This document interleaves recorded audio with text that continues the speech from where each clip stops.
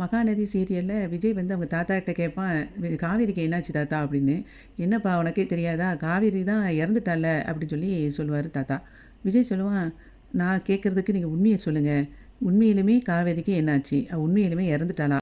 உடனே அவங்க சித்தப்பா சொல்லுவார், அதான் உங்கள் தாத்தா யாருக்குன்னு சொன்னாங்கல்ல, அவள் இறந்துட்டான்னு, திரும்ப எதுக்கு இப்போ வந்து நீ கேட்டுக்கிட்டு இருக்க அப்படின்னு சொல்லி அவங்க சித்தப்பாவும் சொல்லுவார்.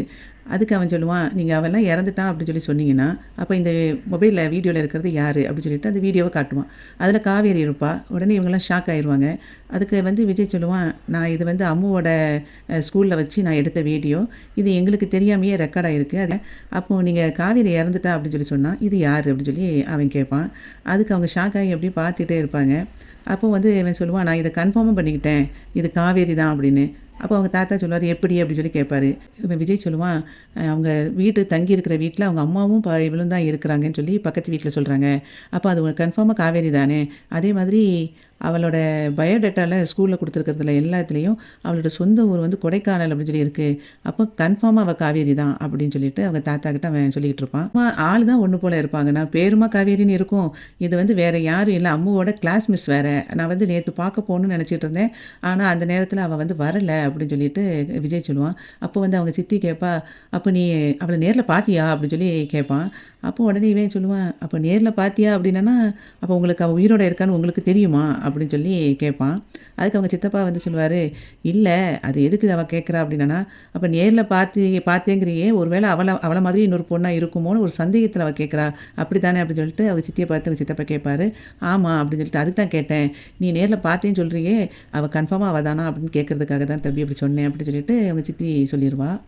விஜய் வந்து அவங்க தாத்தாட்ட கேட்பான், இப்படி வந்து காவேரி உயிரோடு இருக்கும்போதே நீங்கள் வந்து அவள் இறந்துட்டான்னு சொல்லியிருக்கீங்க, அது எதுக்காக அப்படி சொன்னீங்க, இப்போ எனக்கு உண்மை தெரியணும் அப்படின்னு சொல்லி திரும்ப கேட்கும்போது அவங்க தாத்தா வந்து சொல்லுவார், ஆமாப்பா அவள் உயிரோடு தான் இருக்கா அப்படின்னு சொல்லி சொன்னோன்னே இவன் ஷாக் ஆயிடுவான்.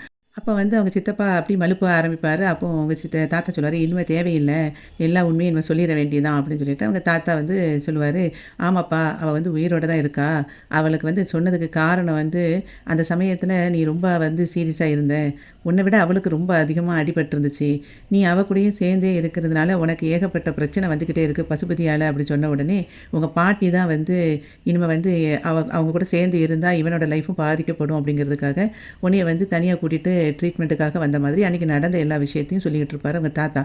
அவங்க சித்தி சொல்லுவா, நீ அவள் கூட சேர்ந்து இருக்கிற வரைக்கும் உனக்கு வந்து பிரச்சனை வந்துக்கிட்டே இருக்கும்போது நாங்கள் வந்து அவளுக்காக எங்கள் பையனோட வாழ்க்கையை நாங்கள் வந்து இழக்க முடியாதுல்லப்பா, அந்த இதுக்காக தான் நாங்கள் எல்லோரும் சேர்ந்து ஒரு முடிவு எடுத்தோம் அப்படின்னு சொல்லி அவங்க சித்தி சொல்லுவாள். அப்போ வந்து விஜய் சொல்லுவான், உங்களுடைய சுயநலத்துக்காக என்னுடைய சந்தோஷமான வாழ்க்கையை நான் அந்த 5 வருஷத்தில் இழக்க வச்சுட்டிங்களே, ஏன் தாத்தா மற்றவங்க சொல்லும்போது கூட நான் நம்பலை, ஆனால் நீங்கள் வந்து இப்படி சொல்லுவீங்கன்னு நான் நினச்சி கூட பார்க்கல.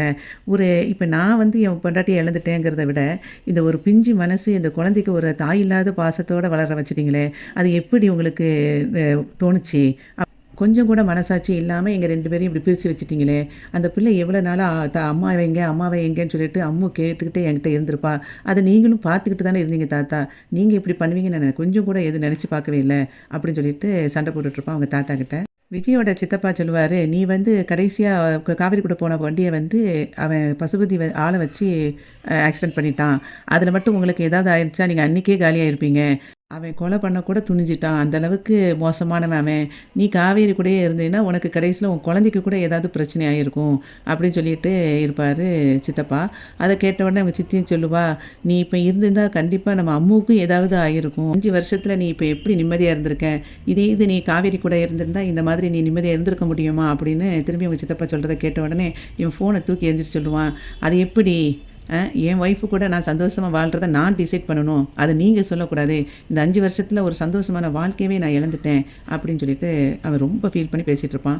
அதுக்கப்புறம் அவங்க தாத்தா கிட்ட சொல்லுவான், ஏன் தாத்தா நான் கல்யாணமே முடிக்காமல் இருக்கேன்னு சொல்லிட்டு அவ்வளோ கவலைப்பட்டீங்க, நான் கல்யாணம் முடித்த பிறகு நான் எவ்வளோ சந்தோஷப்பட்டீங்க, ஆனால் அந்த சந்தோஷமான வாழ்க்கையை நான் வாழ வைக்க இல்லையே தாத்தா நீங்கள் அப்படின்னு சொல்லிட்டு அவன் ரொம்ப அப்படியே கவலைப்பட்டுட்டு பேசிகிட்டு இருப்பான் அவங்க தாத்தா கிட்ட.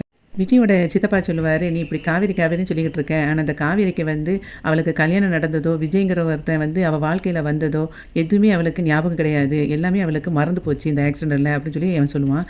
அதுக்கு வந்து விஜய் சொல்லுவான், அவளுக்கு வேணால் மறந்துருக்கலாம், ஆனால் எனக்கு ஞாபகம் இருக்குல்ல எல்லாமே, அவள் என் கூட இருந்திருந்தாலும் எனக்கு நான் சந்தோஷமாக எல்லாத்தையும் ஞாபகப்படுத்திருப்பேனே அப்படிங்கிற மாதிரி விஜய் சொல்லுவான். 5 வருஷ வாழ்க்கையும் நான் வந்து இழந்துட்டேன். அவளுக்கு வந்து நான் எல்லாத்தையும் ஞாபகப்படுத்தியிருப்பேன். எனக்கு எல்லாம் ஞாபகம் இருக்குதுல்ல. நீங்க ஏன் இப்படி பண்ணுனீங்க? இப்ப நான் தான் வந்து என்னுடைய வாழ்க்கைய வந்து இழந்துட்டேன்னா, இப்ப என் பிள்ளையும் வந்து வந்து அம்மா இல்லாம எவ்வளோ கஷ்டப்பட்டுட்டு இருக்கு அப்படிங்கிற மாதிரி யோசிச்சு சொல்லிக்கிட்டு இருப்பான் விஜய். அத அவங்க சித்தி கேட்டுட்டு சொல்லுவா, "நீ அம்மா அம்மான்னு சொல்லிக்கிட்டு இருக்கியே, அந்த அம்மாவுக்கே அவ குழந்தை பிறந்ததே அவளுக்கு ஞாபகம் இல்ல. அது உனக்கு தெரியுமான்னு?" சொன்ன உடனே விஜய் வந்து அத ஷாக் ஆகி அப்படி கேட்டுட்டு இருக்கிற மாதிரி இன்னைக்கு மகாநதி சீரியல் வந்து முடிஞ்சது. வீடியோவுக்கு ஒரு லைக் கொடுத்து சேனலை சப்ஸ்கிரைப் பண்ணுங்க. நன்றி.